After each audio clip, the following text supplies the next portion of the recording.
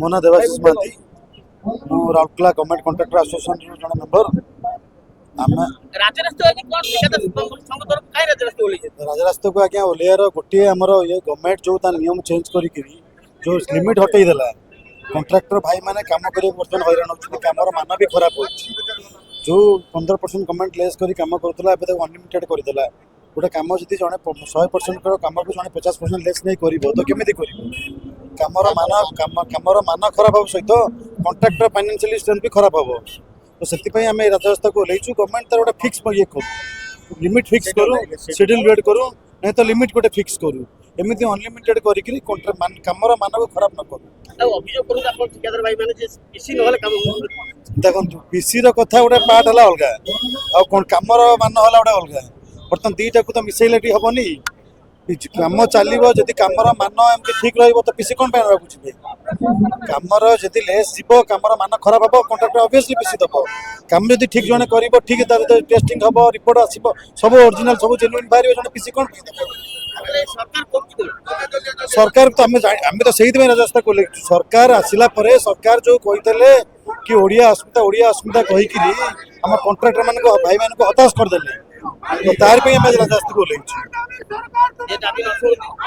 ରାଜରାସ୍ତାର ଆନ୍ଦୋଳନ ଚାଲୁ ରହିବ। ସମୂହ କାମ ବନ୍ଦ କରିବୁ, ରାଜରାସ୍ତାକୁ ଓହ୍ଲେଇବୁ।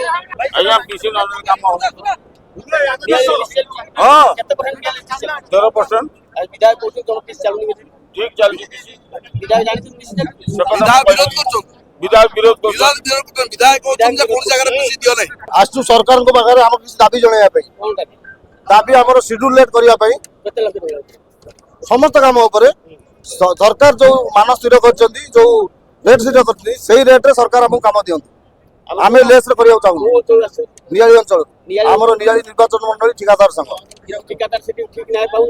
न्याय पाऊना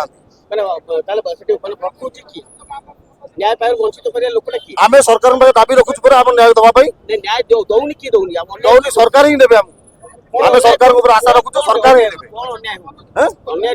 अन्याय आमर जेहेतु रेट कम कर कंपिटिशन कंपिटिशन रेट कम हो काम मान खराब हो रेट कम काम मान खराब हम 50% 60%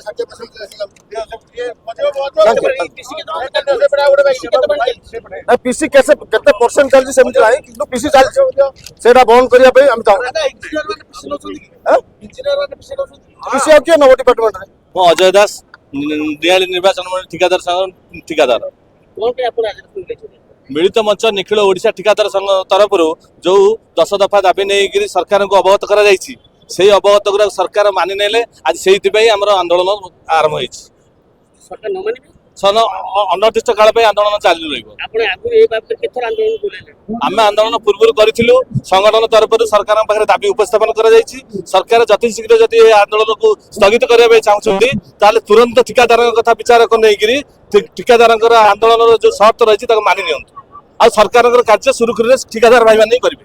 आज आम ढेंकानाल ठिकादार संघ आज एकाठी आमर उद्देश्य है जे भाई मैंने आमर जो सरकार शोषण होती केमिति भी हेले आमे ताको प्रतिरोध करूँ। आमर उद्देश्य है जे भाई मैंने आमर जो माने ठिका काम करुचंती से सरकार भावुची सरकार ये होचंती मूलिया से स्तर को आमको सरकार पेली रही तेणु आम चाहूँ आम न्याय्य दाबी जो दाबी को लेकिन आम आसीचु प्रथम कथा है सरकार आम आम जो ठिका काम करुँ आम कौन नीति नियम कौन किसी रखी ना केवल ठिका काम टेंडर डाकुंट से टेंडर पकईला विभिन्न प्रकार असुविधा जो असुविधा कि आम भाई मानकर विभिन्न असुविधा होती जो आम ठिका भाई माने आज बहुत असुविधा चलती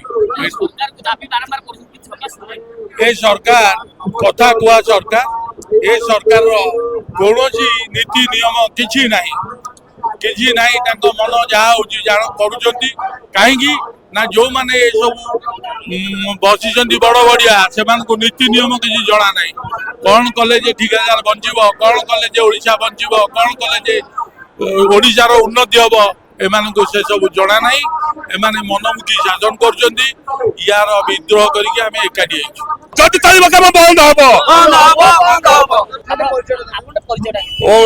मोहन चरण मुखी जयदेव ठिकादार एसोसिएशन वाइस प्रेसिडेंट सर ठिकादार महासंघ आज लोयर प्रेमचेर गर्जन करिछि राज्य सरकारଙ୍କର जो ये ठिकादार मारण नीति विरुद्ध एवं पीसी विरुद्ध प्रकृତରେ कोन आपण काई करा आगुरो चिरा चरित्र प्रथारे 14.99% काटिकरी सरकार करथिले से नियम को मानिक सब ठिकादार संघ माने कार्य करि आउथले जहा कि सेतरे प्रबल क्षति होउथले कार्यर मान क्वालिटी बहुत खराब होउथला आम राज्य संघर दाबी थिला आपण ताकू 0% करंतु राज्य सरकार ताकू केमिते बुझिले को प्रकार बुझिले किए बुझेइला ताकू अनलिमिटेड करदेले जे जते काटी पारिबो तेणु राज्य सरकार मत जणा पड़छि गोटे कहउचंती ठिकादार मानको आपण चोरी करंतु आपण जते चोरी करबे आमे प्रस्तुत राज्य सरकार पूजी ठिकादार चोरी करा जते अनलिमिटेड लेस करिए ता माने कोन जदि जणे 60% वर्तमान हमर भाई माने 60% काटचंती गोटे काम को आमे 60% नबा केमिति काम करिबा ता माने कोन होजी ठिकादार को भितरे ठिकादार को लड़ाई करी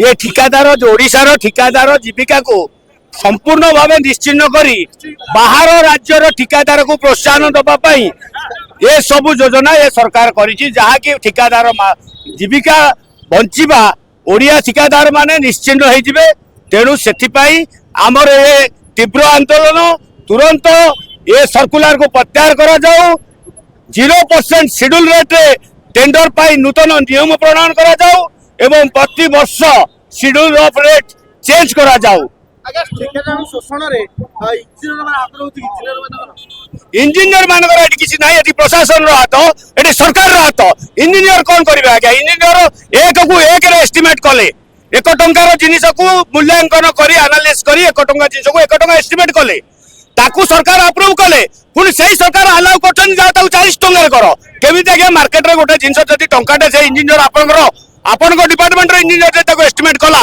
ताकू 40 टंका 50 टंका ठिकादार करबो कोठू आनिबो केमिति काम हबो केमिति तारो इनडायरेक्टली केवल करप्शन को प्रोत्साहन दबा एवं हडी लूट करी ये ओडिया कॉन्ट्रैक्टर को निश्चिन्न कर दबा ये सरकार स्थिर करिछि ता विरुद्ध रे ओडिया अस्मिता विरुद्ध रे ये सरकार जाउछि किंतु ओडिया अस्मितार डिमडिम पिटुछि आज अण ओडिया कॉन्ट्रैक्टर को प्रोत्साहन दबा पाई ओडिसा कॉन्ट्रैक्टर को निश्चिन्न करबा को बसिछि जगदीश पात्र president all Odisha contractor welfare association 3-2 रे सरकार जो भूल निष्पत्ति लेके ओडिशा कॉन्ट्रैक्टर ऊपर कॉन्ट्रैक्टर मारण नीति जो गोटे पॉलिसी इंप्लीमेंट करछन्ते से पॉलिसी को विड्रॉ करिया पे सरकार निकट 8 तारिख पर्यंत अल्टीमेटम देथिलो सरकार से काम दाबी सुनिले नहीं सेति आज तो आमे कार्यबन आंदोलन एवं ओडिशा कोण अनुकोण प्राय 20,000 ठिकादार राजधानी एकाठी होइछन्ते से पॉलिसी विरुद्ध आम सरकार को आम चेतई देवाई आंदोलन करछु आम 3टा मुख्य दाबी प्रथम दाबी है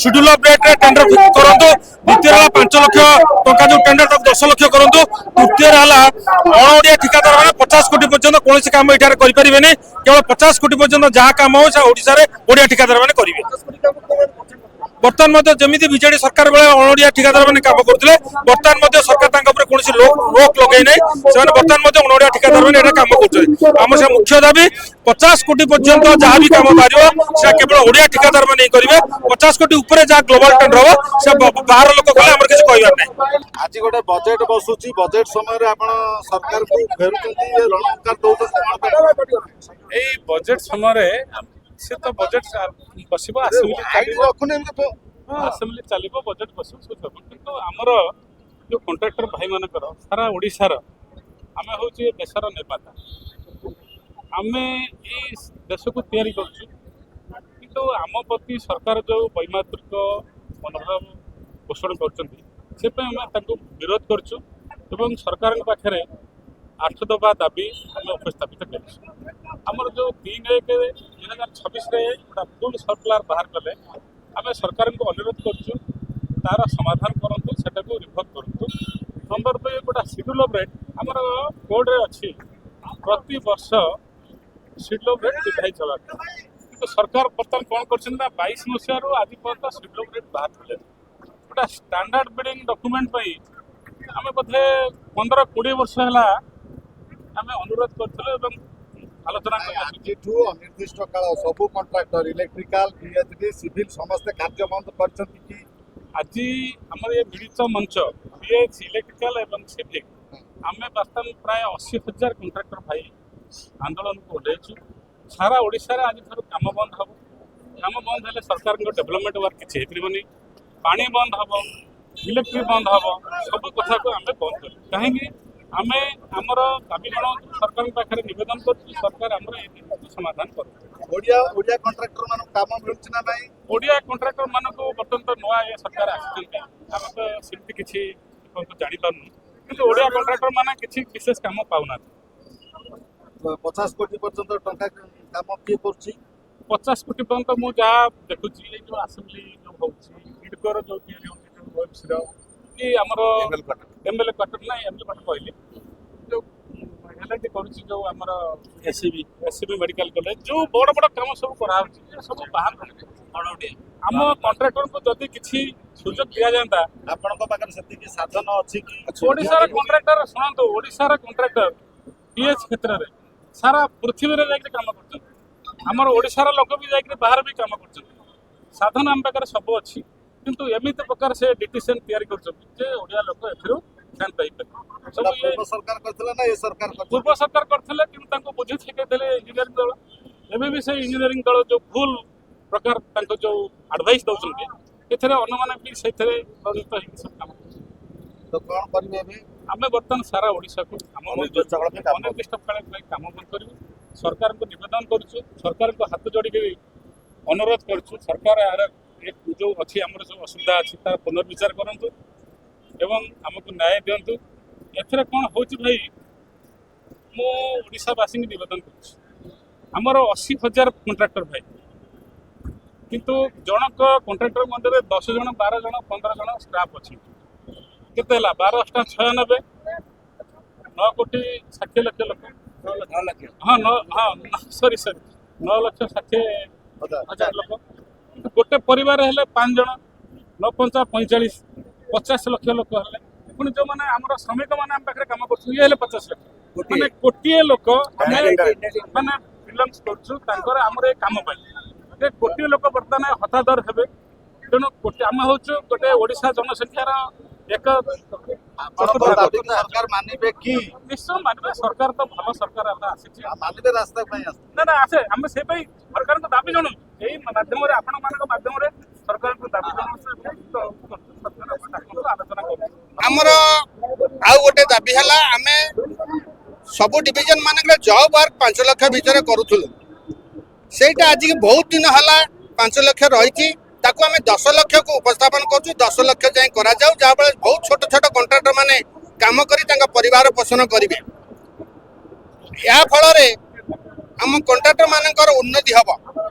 ଆମେ 30 ବର୍ଷ ହେଲା କାମ କରିକି ଆମେ କିଛି ଉନ୍ନତି କରିପାରୁନୁ, ଉଠି ପାରୁନୁ, ସେମିତି ଗରିବ ହେଇକି ପ୍ରାୟ ଆପାତତ ଆମେ ରହିଛୁ। ସରକାରଙ୍କର ପେମେଣ୍ଟ ପୋଜିସନ ମଧ୍ୟ ବହୁତ ଖରାପ। ପଇସା ପତ୍ର ମଧ୍ୟ କାମ କଲେ ପଇସା ପତ୍ର ଆମେ ଠିକସେ ପାଉନୁ। ସରକାରଙ୍କ ପାଖରେ ଆମେ ଏହା ଦାବି ରଖିବୁ, ଆମର ଯୋଉ 8 ଦଫା ଦାବି ଅଛି ସବୁତକ ତ ମୁଁ ଏଇକିନା କ୍ୟାମେରା ପାଖରେ କହିପାରୁନି। ମୁଖ୍ୟତଃ ଏଇ 2ଟି ଦାବି ଆପଣଙ୍କୁ କହିଲି। ଏଇ 2ଟି ଦାବି ସରକାର ଆମ ସହିତ, ଆଉ ଯୋଉ 6 ଦଫା ଦାବି ଅଛି ସରକାର ଆମ କଥା ଶୁଣନ୍ତୁ ଆଉ ଆମର ନ୍ୟାଯ୍ୟ ଦାବି ପୂରଣ କରନ୍ତୁ। ଏତିକି ମୋର ଅନୁରୋଧ ସରକାରଙ୍କୁ।